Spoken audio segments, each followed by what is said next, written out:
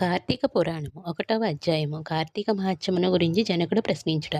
శ్రీమతి అఖిలాండ కోటి బ్రహ్మాండమందలి ఆర్యావర్తమున నైమిసారణ్యంలో సౌనకాది మహామునులతో ఒక ఆశ్రమంలో నిర్మించుకొని సకల పురాణములు పుణ్యచరిత్రలు వారికి వినిపించుచు సూత మహాముని కాలం గడుపుచుండెను. ఒకనాడు సౌనకాది మునులు గురుతుల్యుడకు సూతుని గాంచి ఆర్య తమ వలన అనేక పురాణితిహాసములు వేదాంగములు రహస్యములు సంగ్రహముగా గ్రహించిన వారం కార్తీక మహాత్మ్యమును కూడా వివరించి దాని ఫలమును తెలుపగోర్చుంటుమని వారిని అడిగారు. అంత సూత మహాముని ముని పొంగవులారా, ఒకప్పుడు ఇదే కోరిక నారదుడు సృష్టికర్తకు బ్రహ్మను కోరగా బ్రహ్మదేవుడు అతన్ని విష్ణుమూర్తి లక్ష్మీదేవికి సాంబశివుడు పార్వతీదేవికి తెలియజేసిన విధంగా ఆ గాథను వినిపించదును. అట్టి పురాణ కథను మీకు తెలియజేయుచున్నాను. ఈ కథను వినుట వలన మానవులకు ధర్మార్థములు కలుగుటయే కాక ఇహమందు పరమందు సకలైశ్వర్యము తొలతూగుచుండును. కావున శ్రద్ధగా ఆలకింపము.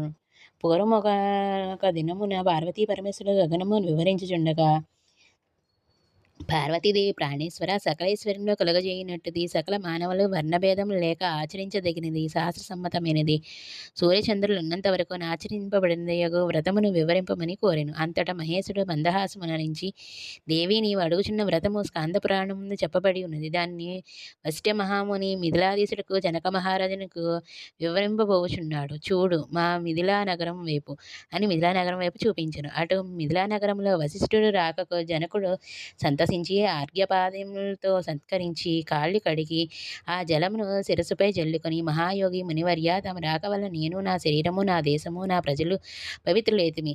తమ పాదతులచే నా దేహము పవిత్రమైనది. తమరిట్టలో ఏల వచ్చి సెలవు నొసంగమని వేడుకొనెను. అందులోకి వశిష్ఠుడు, జనక మహారాజా, నేను ఒక మహాయజ్ఞమును చేయ తలపెట్టింది. దానికి కావలసిన అర్ధబలము అంగబలము నిన్ను అడిగి క్రతువు ప్రారంభించదని నిశ్చయించి ఇటు వచ్చి తిని అని పలకగా, జనకుడు, మునిచంద్రమ అటులనే ఇత్తును స్వీకరింపుడు. కానీ చిరకాలం నుండి నాకు ఒక సందేహము కలదు. తమ ఓటి దైవజ్ఞులను అడిగి సంశయమును తీర్చుకోదలిచిని. నా అదృష్టము కొలది ఈ అవకాశం దొరికినది. గురురత్న, సంవత్సరంలో గల మాసంలో కార్తీక మాసం ఎలా అంత పవిత్రమైనది? ఆ కార్తీక మాసం గొప్పదనం ఏమి అనే సంశయం నాకు చాలా కాలము నుండి ఉన్నది. కావున తమ కార్తీక మహాత్మ్యమును గురించి వివరించవలసిందని ప్రార్థించను. వశిష్ఠ మహాముని చిరునవ్వు నవ్వి, రాజా, తప్పక నీ సంశయం తీర్చగలను. నే చెప్పబో వ్రత కదా సకల మానవులను ఆచరించదగినది, సకల పాపహరమైనది. ఈ కార్తీక మాసము హరిహర స్వరూపము. ఈ మాసమునంద ఆచరించే వ్రతము యొక్క ఫలితము ఎంతని చెప్పదగనది కాదు.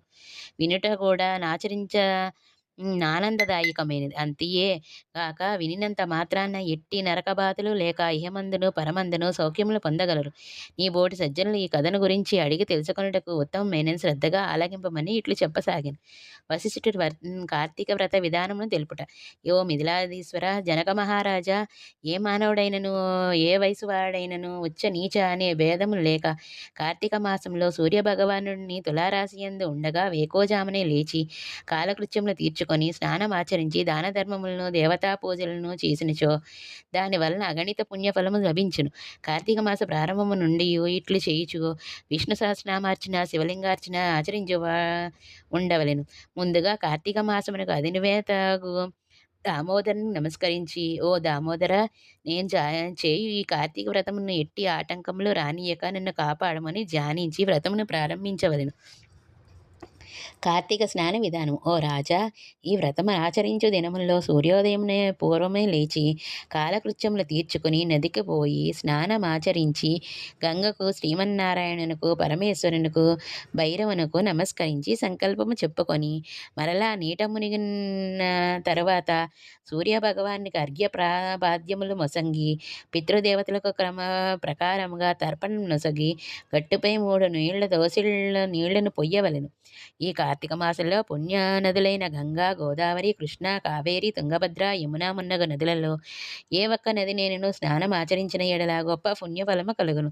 తడి బట్టలు వీడి మడి బట్టలు కట్టుకొని శ్రీ మహావిష్ణుకు ప్రీతికరమైన పుష్పములు తానే స్వయంగా కోసి తెచ్చి నిత్య దీప నైవేద్యములతో భగవంతుని పూజ చేసుకొని గంధము తీసి భగవంతునికి అర్పించి తాను బొట్టు పెట్టుకొని పిమ్మట అతిథి అభ్యాగతులను పూజించి వారికి ప్రసాదం నీడి తన ఇంటి వద్ద గాని, దేవాలయంలో గాని, లేక రావి చెట్టు మొదట గాని కూర్చుండి కార్తీక పురాణం చదవవలెను. ఆ సాయంకాలం సంధ్యమాచరించి ఆ శివాలయమునకు ముందు గాని, వైష్ణాలయం ముందు గాని, లేక తులసికోట వద్ద గాని దీపారాధన చేసి శక్తిని బట్టి నైవేద్యం తయారు చేయించి విష్ణాలయందు కానీ లేక తులసికోట వద్ద కానీ దీపారాధన చేసి శక్తిని బట్టి నైవేద్యం తయారు చేయించి స్వామికి సమర్పించి అందరికీ పంచిపెట్టి తర్వాత తాను భుజింపవలను.